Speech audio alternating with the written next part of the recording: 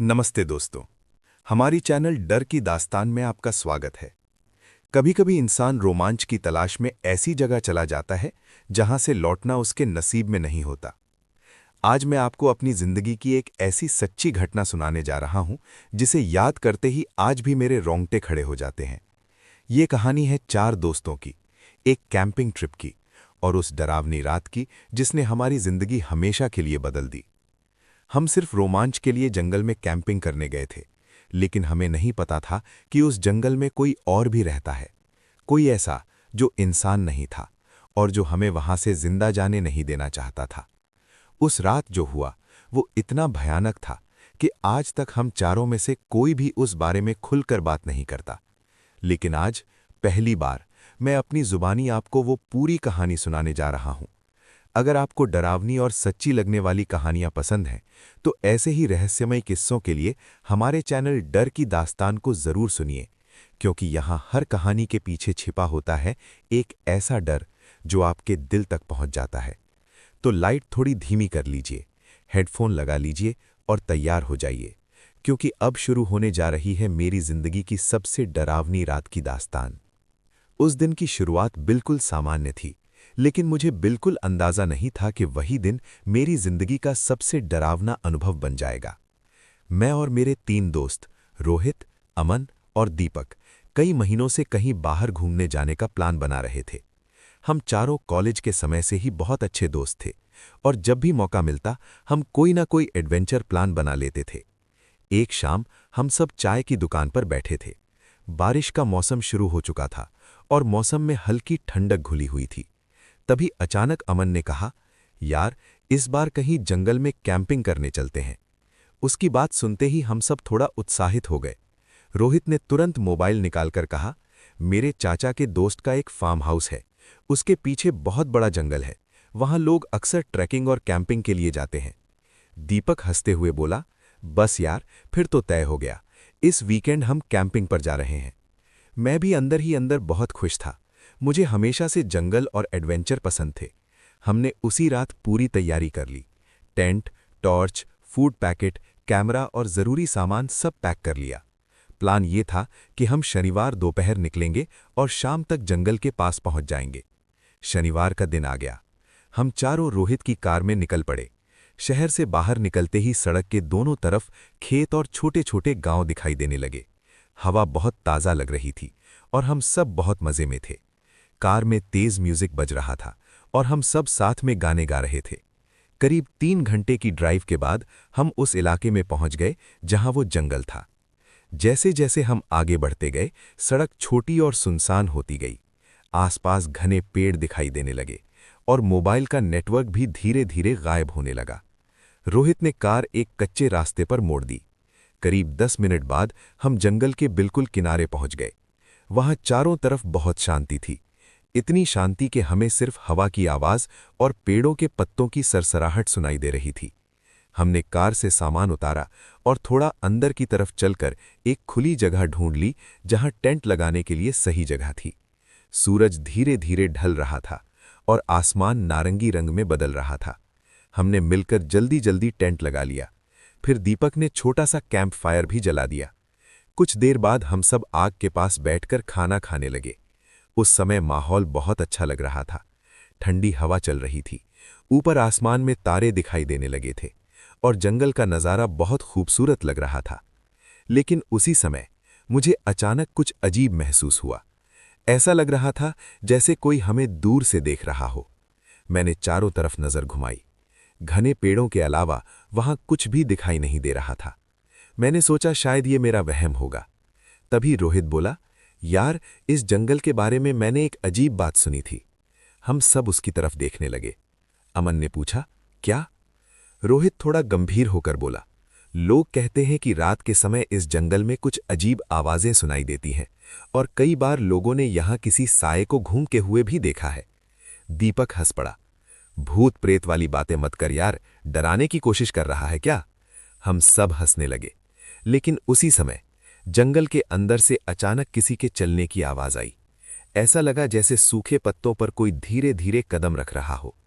हम चारों एकदम चुप हो गए। कुछ सेकंड तक हम सब उसी दिशा में देखते रहे, लेकिन अंधेरे में हमें कुछ भी साफ दिखाई नहीं दे रहा था। अमन ने टॉर्च उठाकर जंगल की तरफ रोशनी डाली, लेकिन वहां सिर्फ पेड़ और अंधेरा दिखाई दे रहा था। कुछ सेकंड तक हम सब उसी दिशा में देखते रहे। फिर अचानक जंगल के अंदर झाड़ियों में कुछ हिला। सर! हम सब फिर चौंक गए। रोहित ने जोर से आवाज लगाई, कौन है वहां?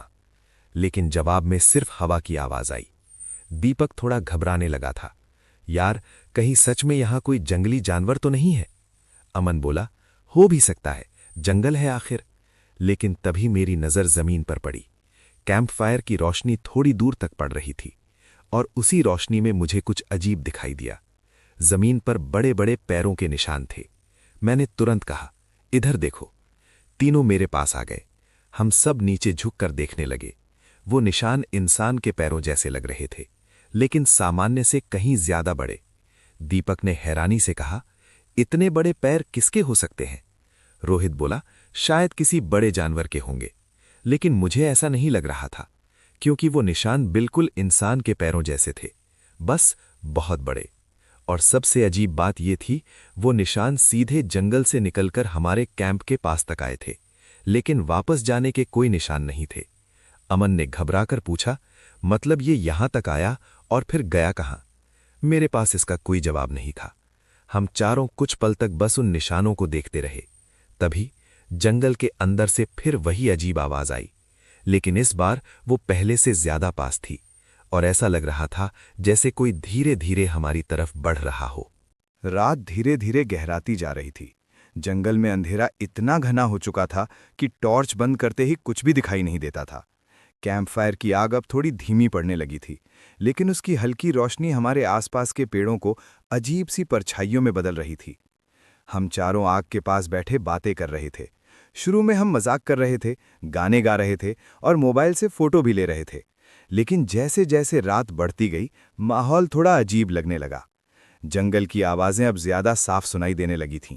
कहीं दूर कोई उल्लू बोल रहा था, कभी किसी झाड़ी में कुछ हिलता हुआ महसूस होता था। अमन ने हंसते हुए कहा, यार, अगर सच में यहां भूत निकला ना, तो सबसे पहले मैं भागूंगा।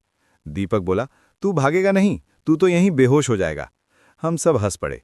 लेकिन उसी समय जंगल के अंदर से एक बहुत अजीब आवाज सुनाई दी। वो आवाज किसी जानवर जैसी भी नहीं थी और इंसान जैसी भी नहीं। ऐसा लगा जैसे कोई बहुत दूर से धीरे धीरे करहा रहा हो।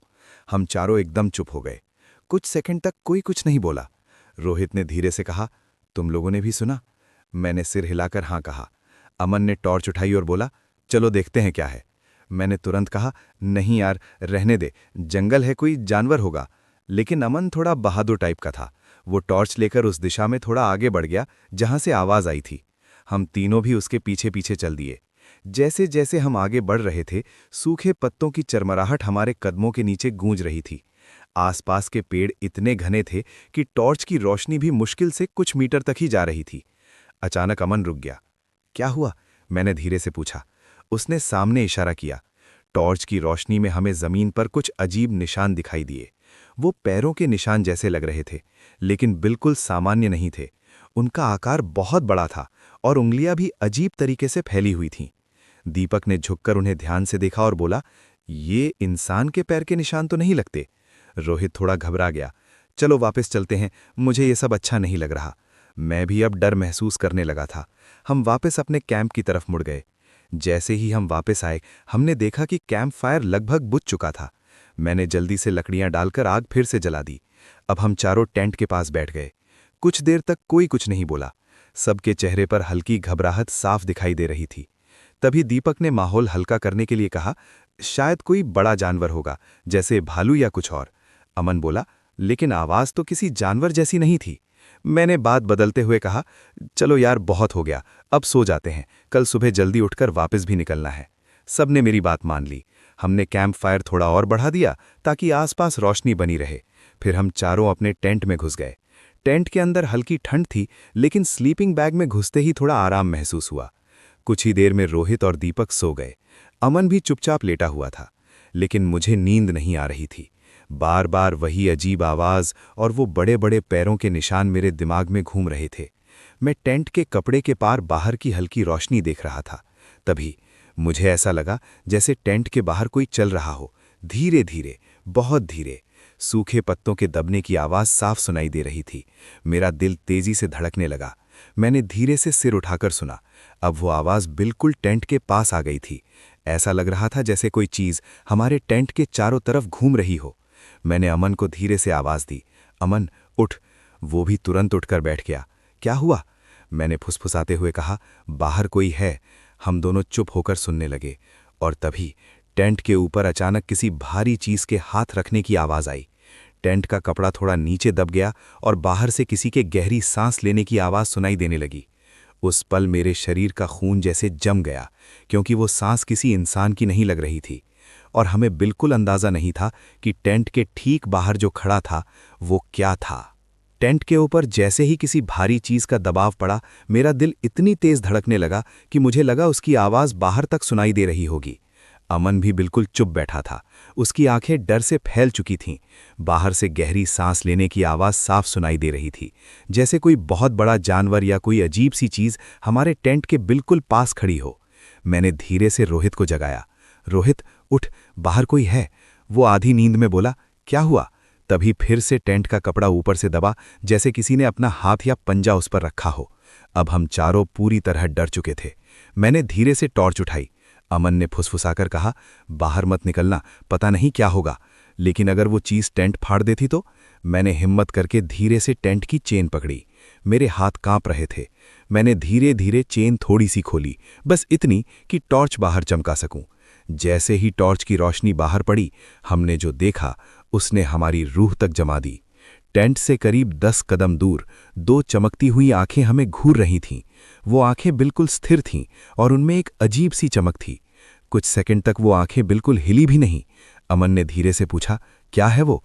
मैंने जवाब नहीं दिया, क्योंकि मैं खुद नहीं समझ पा रहा था कि वो क्या था।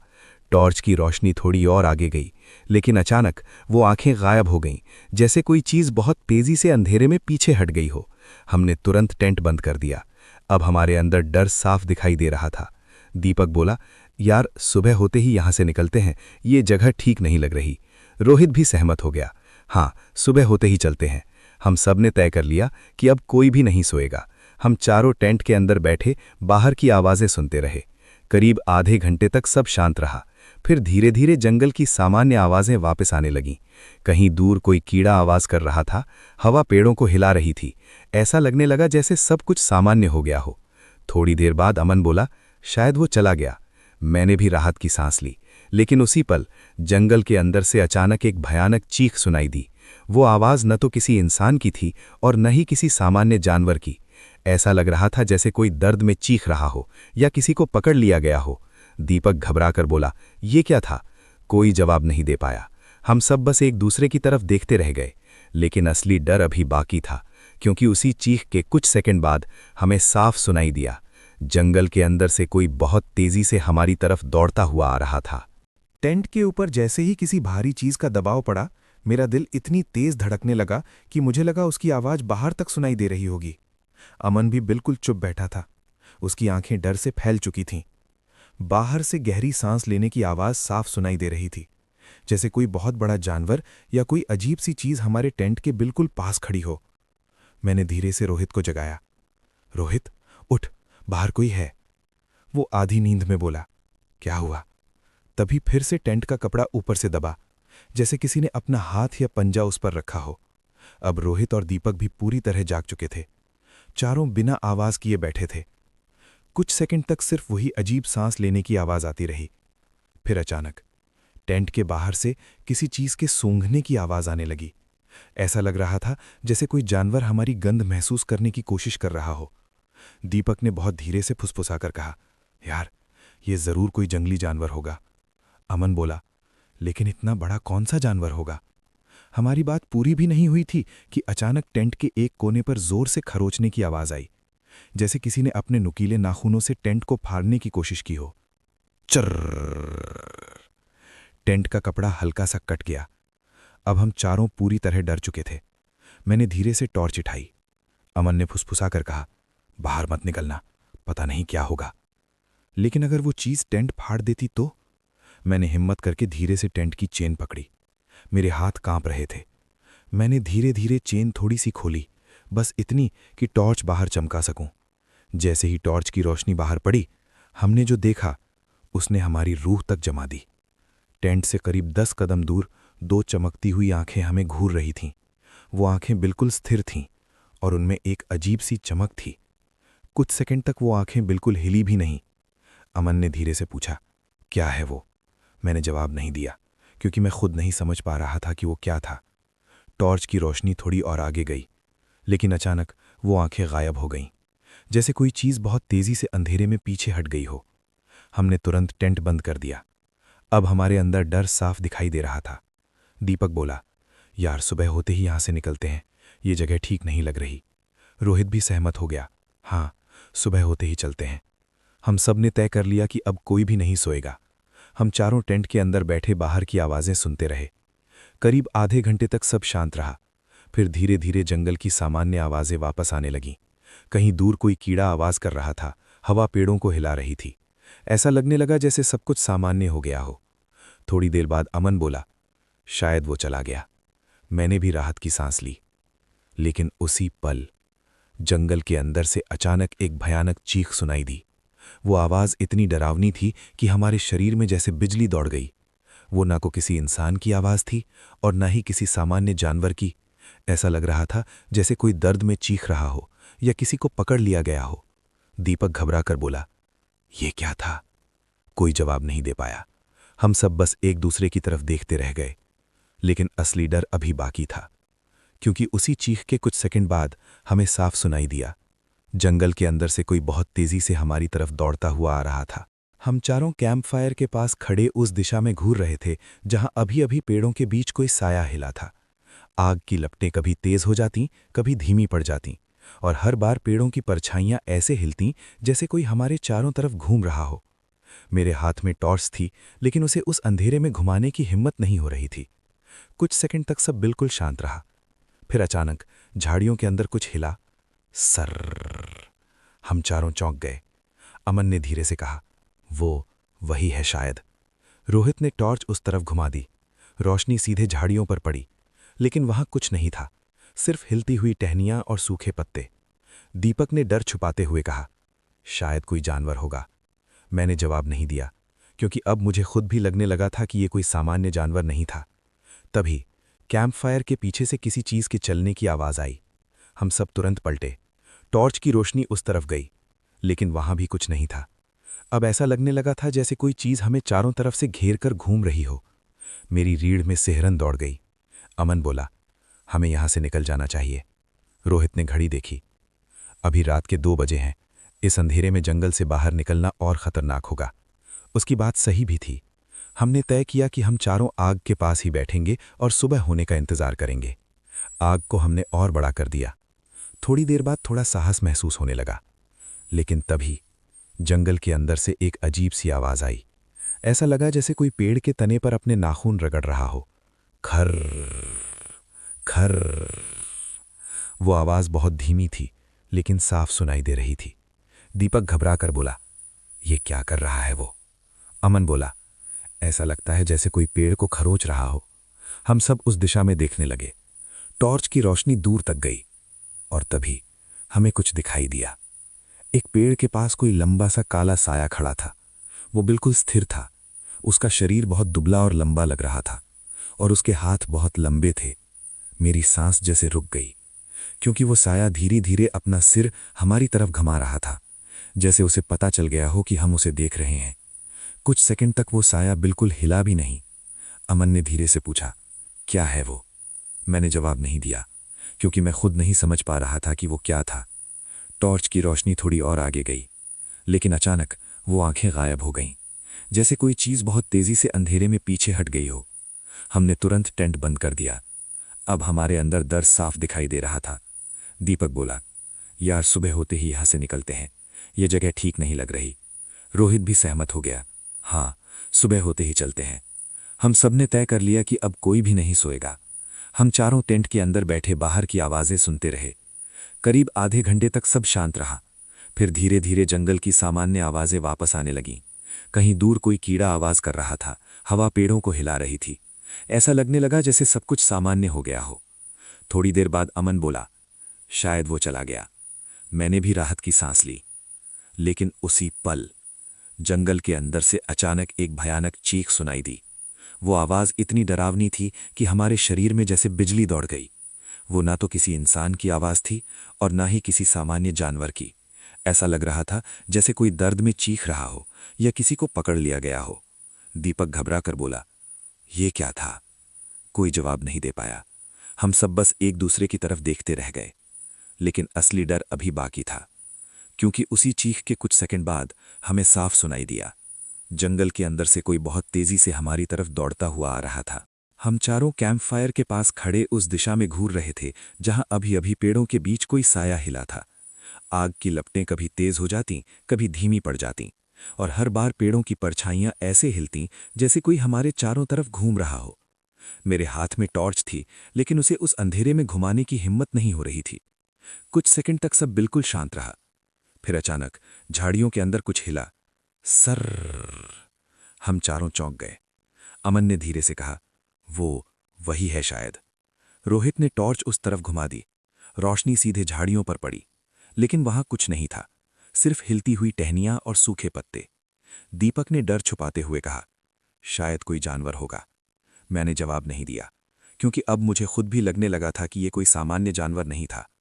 तभी कैंप फायर के पीछे से किसी चीज के चलने की आवाज आई। हम सब तुरंत पलटे। टॉर्च की रोशनी इधर उधर घूमने लगी, लेकिन हमें सिर्फ पेड़ और अंधेरा दिखाई दिया। अमन जोर से बोला, कौन है वहां? जवाब में सिर्फ जंगल की हवा चली। लेकिन अगले ही पल अंधेरे में हमें दो चमकती हुई आंखें फिर दिखाई दीं। इस बार वो पहले से कहीं ज्यादा पास थीं, और इस बार हमें साफ दिखाई दे रहा था कि उन आंखों के नीचे एक लंबा, टेढ़ा और डरावना चेहरा भी था। जैसे ही टॉर्च की रोशनी उस चेहरे पर पड़ी, मेरा दिल मानो सीने से बाहर निकलने वाला था।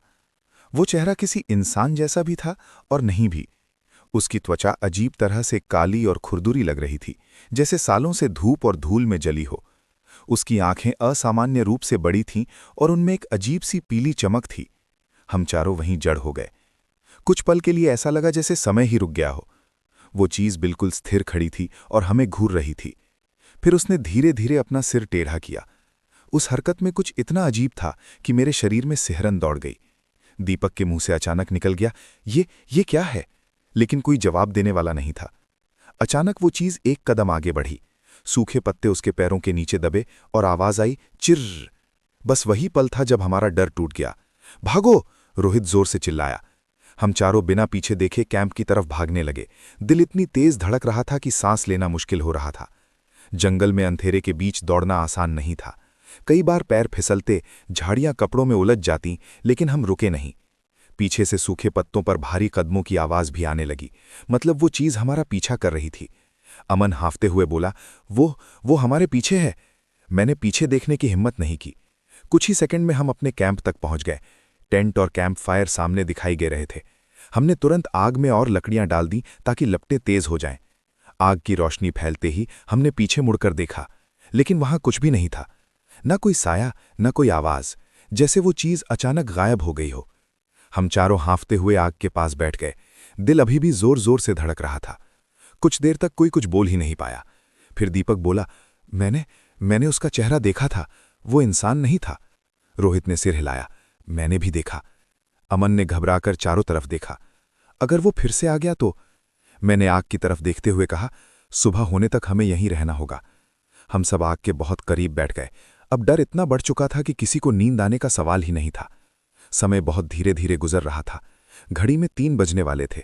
जंगल में हल्की ठंडी हवा चल रही थी। तभी अचानक हमारे टेंट के पीछे की झाड़ियों में जोर से कुछ हिला। सर्र! हम चारों उछल पड़े।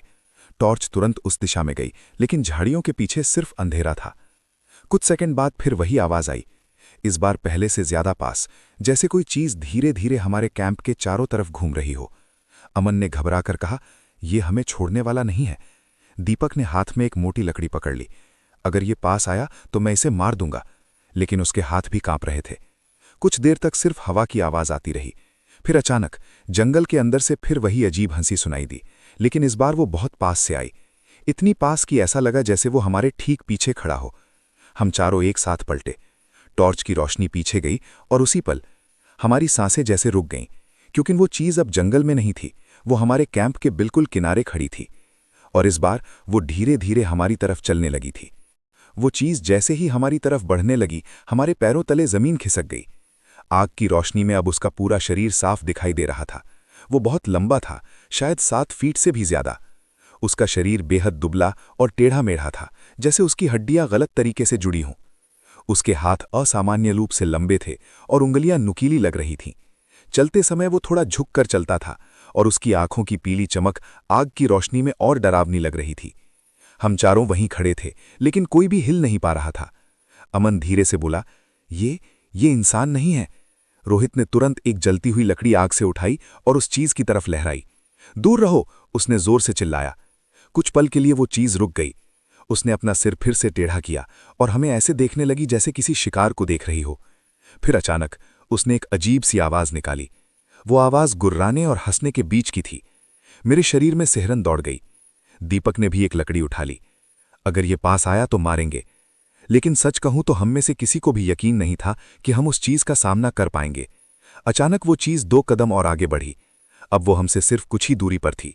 आग की रोशनी में उसका चेहरा पड़ रही थी और उसकी त्वचा अजीब तरीके से चमक रही थी। तभी रोहित ने जलती हुई लकड़ी उसकी तरफ फेंक दी। लकड़ी सीधे उसके पैरों के पास गिरी। वो चीज अचानक पीछे हट गई। उसने तेज गुर्राहट की। ऐसा लगा जैसे उसे आग से डर लग रहा हो। ये देखकर हमें थोड़ा साहस मिला। मैंने भी आग से एक बड़ी लकड़ी उठा ली। अमन और दीपक ने भी ऐसा ही किया। अब हम चारों जलती लकड़ियां हाथ में लेकर उसके सामने खड़े थे। कुछ सेकंड तक वो हमें देखती रही, फिर धीरे धीरे पीछे हटने लगी। 1 कदम, फिर दूसरा कदम, और फिर वो अंधेरे में जाकर गायब हो गई। हमने राहत की सांस ली, लेकिन डर अभी भी खत्म नहीं हुआ था। हम जानते थे कि वो कहीं दूर नहीं गया होगा। हमने आग को और बड़ा कर दिया ताकि रोशनी ज्यादा फैल सके। अब हम चारों आग के बिल्कुल पास बैठ गए। किसी की हिम्मत नहीं हो रही थी कि थोड़ा भी दूर जाए। समय धीरे धीरे गुजर रहा था। लगभग आधा घंटा बीत गया। जंगल फिर से शांत हो गया था। ऐसा लग रहा था जैसे सब कुछ खत्म हो गया हो। लेकिन तभी अचानक हमारे टेंट के अंदर से कोई चीज गिरने की आवाज आई। धप। हम चारों उछल पड़े। रोहित बोला, टेंट के अंदर कौन है? हम सब धीरे धीरे टेंट के पास गए। मैंने टॉर्च टेंट की तरफ की। टेंट की परछाई अंदर से हिल रही थी, जैसे कोई अंदर मौजूद हो। मेरे हाथ कांपने लगे। अमन ने धीरे से कहा, लेकिन हम तो सब बाहर हैं। ये सुनकर मेरी रीढ़ में ठंडक दौड़ गई, क्योंकि इसका मतलब सिर्फ एक ही था। वो चीज किसी तरह टेंट के अंदर पहुंच चुकी थी और हम चारों बाहर खड़े थे। टेंट की परछाई अंदर से हिल रही थी और हम चारों बाहर खड़े एक दूसरे की तरफ देख रहे थे। किसी की हिम्मत नहीं हो रही थी कि टेंट के पास भी जाए। दिल इतनी तेज धड़क रहा था कि ऐसा लग रहा था जैसे वो आवाज पूरे जंगल में गूंज रही हो। अमन ने धीरे से कहा, लेकिन वो अंदर गया कैसे? किसी के पास जवाब नहीं था। हमने तो टेंट की चेन बंद की हुई थी और कुछ देर पहले ही हमने उस चीज को जंगल की तरफ जाते देखा था। फिर वो टेंट के अंदर कैसे पहुंच गया? अंदर से फिर आवाज आई, स्स, जैसे कोई टेंट के अंदर धीरे धीरे रेंग रहा हो। दीपक ने घबराकर कहा, यार ये ठीक नहीं है। रोहित ने गहरी सांस ली और बोला, देखना पड़ेगा। उसने हाथ में टॉर्च पकड़ी और धीरे धीरे टेंट के पास गया। हम तीनों भी उसके पीछे खड़े हो गए। टेंट के कपड़े पर अंदर की परछाई हिल रही थी। ऐसा लग रहा था जैसे कोई झुक कर बैठा हो। मेरा गला सूख गया। रोहित ने धीरे से टेंट की चेन पकड़ी। उसके हाथ भी कांप रहे थे। तैयार रहना, उसने धीरे से कहा। हमने जलती लकड़ियां कसकर पकड़ लीं। फिर रोहित ने धीरे धीरे चेन खोलनी शुरू की। जिप! चेन खुलते ही अंदर से ठंडी हवा का झोंका आया। रोहित ने तुरंत टॉर्च अंदर चमकाई। हम सबने सांस रोक ली, लेकिन टेंट के अंदर कुछ भी नहीं था। सिर्फ हमारा सामान पड़ा था, स्लीपिंग बैग, बैकपैक और फूड के पैकेट।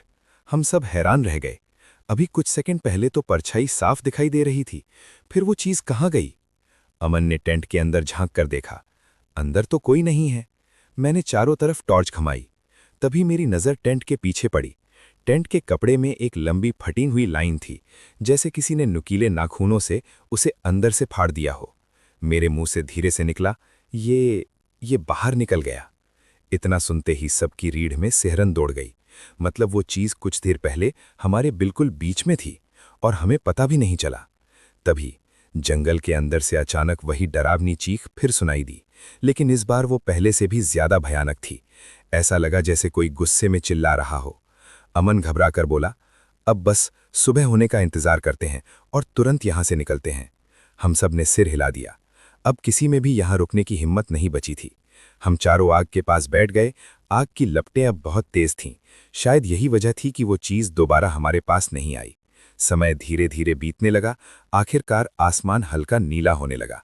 सुबह होने वाली थी। जंगल में पक्षियों की आवाज़ें आने लगीं। पहली बार हमें थोड़ा सुरक्षित महसूस हुआ। जैसे ही सूरज की हल्की रोशनी पेड़ों के बीच से आने लगी, हमने तुरंत सामान समेटना शुरू कर दिया। टेंट वैसे भी फट चुका था। हमने जल्दी जल्दी सब कुछ कार में रखा। किसी ने पीछे मुड़कर भी नहीं देखा। रोहित ने तुरंत कार स्टार्ट की और हम जंगल से बाहर निकलने लगे। जैसे जैसे हम उस जगह से दूर जा रहे थे, दिल की धड़कन धीरे धीरे सामान्य होने लगी।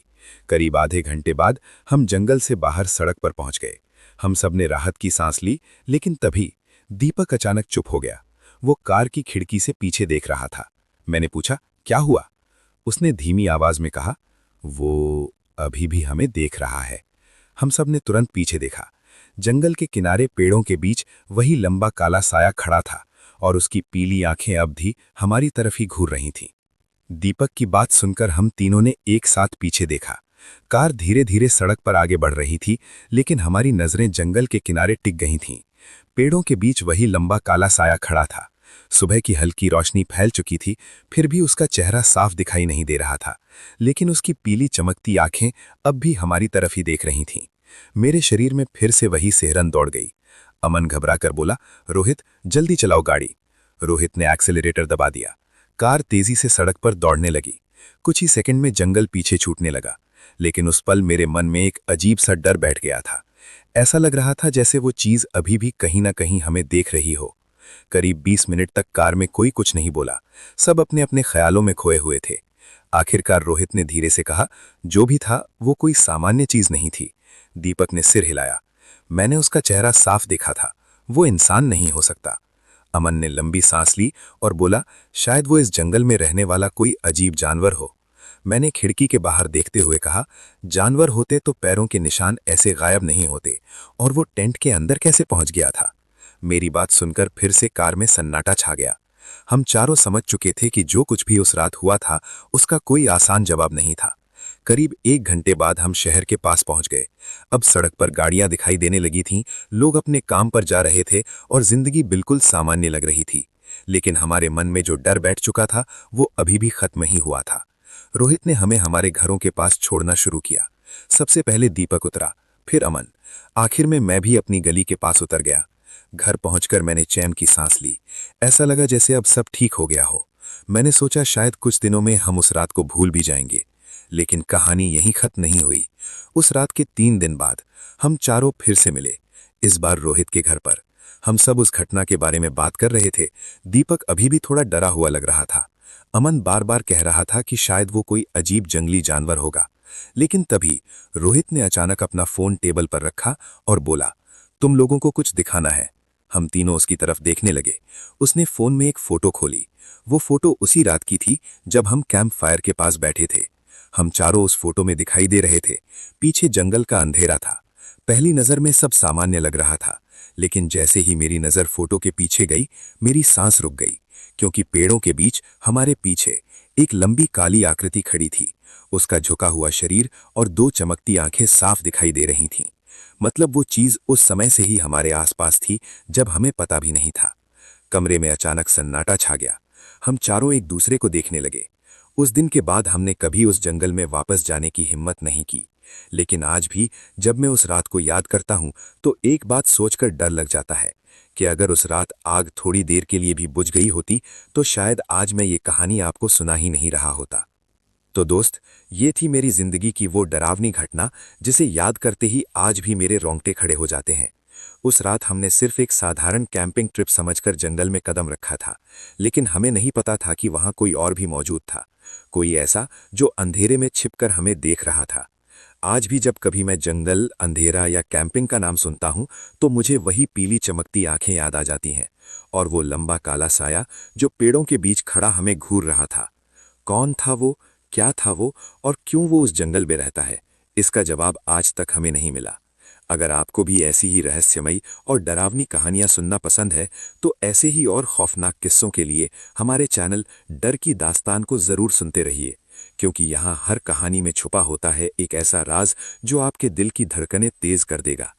फिर मिलेंगे एक नई और भी ज्यादा डरावनी दास्तान के साथ। तब तक रात में अगर कहीं अंधेरे जंगल के पास से गुजरें तो जरा संभल कर रहिएगा, क्योंकि हो सकता है कोई आपको भी अंधेरे से देख रहा हो।